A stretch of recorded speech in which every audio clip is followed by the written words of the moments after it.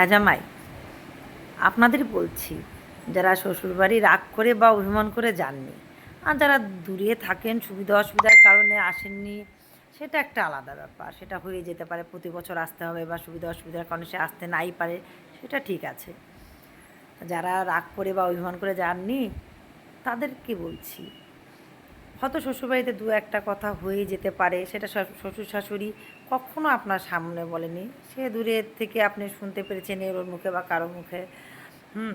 কেন কোনো শ্বশুর শাশুড়ি চায় না জামাইয়ের সাথে তার সম্পর্ক নষ্ট হয়ে যাক। কেন জানেন? তার মেয়েটা আপনার কাছে থাকে, আর সেই জন্য সে সবসময় আপনাকে ভগবানের মতো দেখে।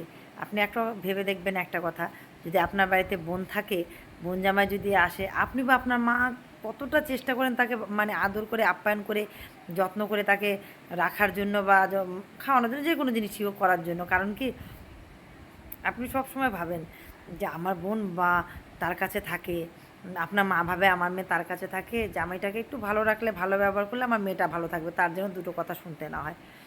ঠিক তাই, ঠিক তেমনি আপনারও শাশুড়ি আপনার জন্য ততটাই আপ্যায়ন করার চেষ্টা করে যতটা আপনার মা বা আপনি আপনার বোন জামাইয়ের জন্য করার চেষ্টা করেন। কেন জানেন? শাশুড়ি মা কখনোই জামাইদের কিছু বলতে চায় না। সে জামাই আর শাশুড়ি একটা আলাদা সম্পর্ক।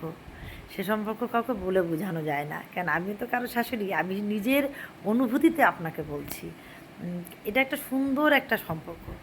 বছরে যেটাই হোক, মান অভিমান সব কিছু ভুলে গিয়ে আপনি যদি ষষ্ঠীতে শ্বশুরবাড়ি যেতেন, আপনার শাশুড়ি কতটা খুশি হতো জানেন? তাতে আপনার সম্মান বেড়ে যেত। তার চোখে সে মনে করতো যে না, যেটাই হোক, কেন আমার জামাই আমার বাড়ি এসছে ষষ্ঠীতে, আপনার আসনটা উঁচু হয়ে যেত, আপনি উচ্চ আসনে বসতেন। কেন, আপনি সব কিছু ভুলে গিয়ে ষষ্ঠীতে গেছেন। সামান্য একটু টুকিটাকি কথা, একটু মান অভিমান, সেটা মানুষের মধ্যেই তো হয়ে যায়। আর সেও তো মানুষ, তার দ্বারা যদি হয়েও থাকে, কিন্তু আপনি না গিয়ে আমার মনে হয় ভুল করেছেন। একটু ভেবে দেখবেন, যদি সম্পর্কটা ঠিক করা যায়, করে নেবেন, করে নেওয়াটাই ঠিক।